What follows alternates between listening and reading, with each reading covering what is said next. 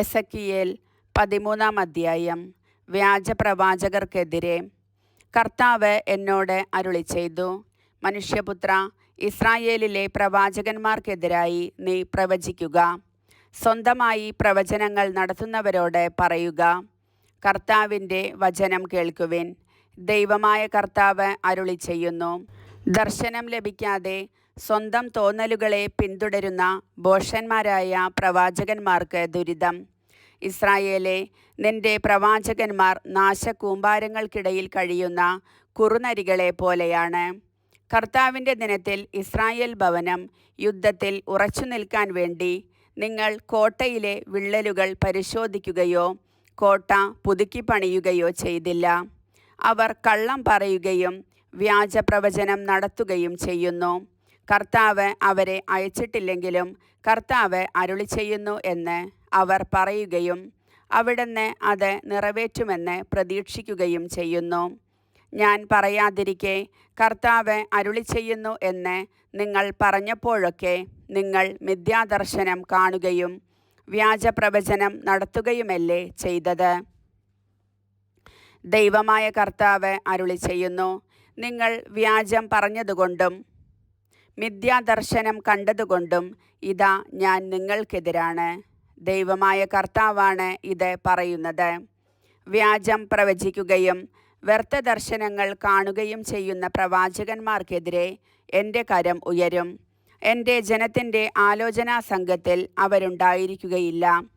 Israel ജനത്തിൻ്റെ വംശാവലിയിൽ അവരുടെ പേര് എഴുതപ്പെടുകയില്ല.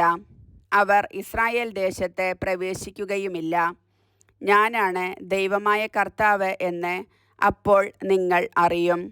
സമാധാനമില്ലാതിരിക്കെ സമാധാനം എന്ന് ഉദ്ഘോഷിച്ച് അവർ എൻ്റെ ജനത്തെ വഴിതെറ്റിച്ചു. എൻ്റെ ജനം കോട്ട പണിതപ്പോൾ അവർ അതിന്മേൽ വെള്ള പൂശി. കോട്ടയ്ക്ക് വെള്ള പൂശുന്നവരോട് പറയുക, അത് നിലംപരിചാകും. പെരുമഴ പെയ്യും, വലിയ കന്മഴ വർഷിക്കും, കൊടുങ്കാറ്റടിക്കും. കോട്ട നിലം പതിക്കുമ്പോൾ നിങ്ങൾ വെള്ളപൂശിയ കുമ്മായം എവിടെയെന്ന് അവർ നിങ്ങളോട് ചോദിക്കുകയില്ലേ. ദൈവമായ കർത്താവ് അരുളിച്ചെയ്യുന്നു, എൻ്റെ ക്രോധത്തിൽ ഞാനൊരു കൊടുങ്കാറ്റ് അഴിച്ചുവിടും. എൻ്റെ കോപത്തിൽ ഒരു പെരുമഴ വർഷിക്കും.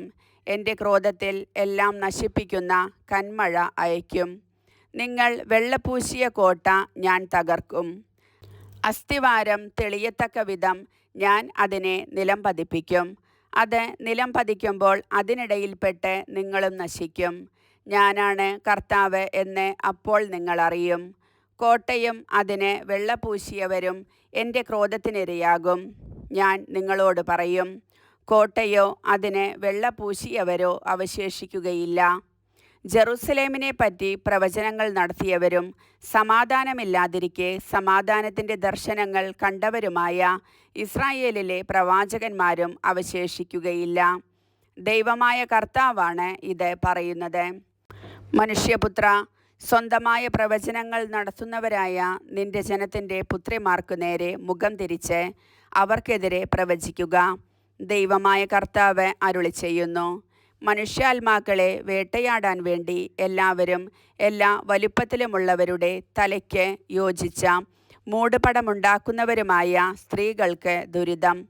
സ്വാർത്ഥ ലാഭത്തിനു വേണ്ടി നിങ്ങൾ എൻ്റെ ജനത്തിൻ്റെ ജീവനെ വേട്ടയാടുകയും നിങ്ങളുടെ ജീവനെ രക്ഷിക്കുകയുമല്ലേ.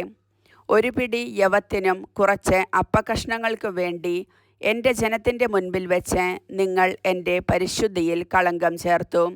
നിങ്ങളുടെ വ്യാജവാക്കുകൾക്ക് ചെവി തരുന്ന എൻ്റെ ജനത്തെ കബളിപ്പിച്ച് ജീവിച്ചിരിക്കേണ്ടവരെ നിങ്ങൾ കൊല്ലുകയും ജീവിക്കാൻ പാടില്ലാത്തവരുടെ ജീവൻ പരിരക്ഷിക്കുകയും ചെയ്തു. ദൈവമായ കർത്താവ് അരുളിച്ചെയ്യുന്നു, പക്ഷികളെ എന്ന പോലെ മനുഷ്യരെ കുരുക്കിലാക്കുന്ന നിങ്ങളുടെ മന്ത്രച്ചരടുകൾക്ക് ഞാൻ എതിരാണ്. അവ നിങ്ങളുടെ കരങ്ങളിൽ നിന്ന് ഞാൻ പൊട്ടിച്ചു കളയും. നിങ്ങൾ വേട്ടയാടുന്ന മനുഷ്യരെ പക്ഷികളെപ്പോലെ ഞാൻ സ്വതന്ത്രരാക്കും. നിങ്ങളുടെ മൂടുപടങ്ങൾ ഞാൻ കീറിക്കളയും. എൻ്റെ ജനത്തെ നിങ്ങളുടെ പിടിയിൽ നിന്ന് ഞാൻ വിടുവിക്കും. അവർ ഇനിയൊരിക്കലും നിങ്ങൾക്ക് ഇരയാവുകയില്ല. ഞാനാണ് കർത്താവ് എന്ന് അപ്പോൾ നിങ്ങൾ അറിയും. ഞാൻ ഒരിക്കലും നിരാശപ്പെടുത്തിയിട്ടില്ലാത്ത നീതിമാനെ നിങ്ങൾ നുണ പറഞ്ഞ് നിരാശനാക്കി. ദുർമാർഗത്തിൽ നിന്ന് പിന്തിരിഞ്ഞ് തൻ്റെ ജീവൻ രക്ഷിക്കാതിരിക്കാൻ ദുഷ്ടനെ നിങ്ങൾ പ്രോത്സാഹിപ്പിക്കുകയും ചെയ്തു. നിങ്ങൾ ഇനി മിഥ്യാദർശനങ്ങൾ കാണുകയില്ല, വ്യാജപ്രവചനങ്ങൾ നടത്തുകയുമില്ല. എൻ്റെ ജനത്തെ നിങ്ങളുടെ കയ്യിൽ നിന്ന് ഞാൻ മോചിപ്പിക്കും. ഞാനാണ് കർത്താവ് എന്ന് അപ്പോൾ നിങ്ങൾ അറിയും. കർത്താവിൻ്റെ വചനം.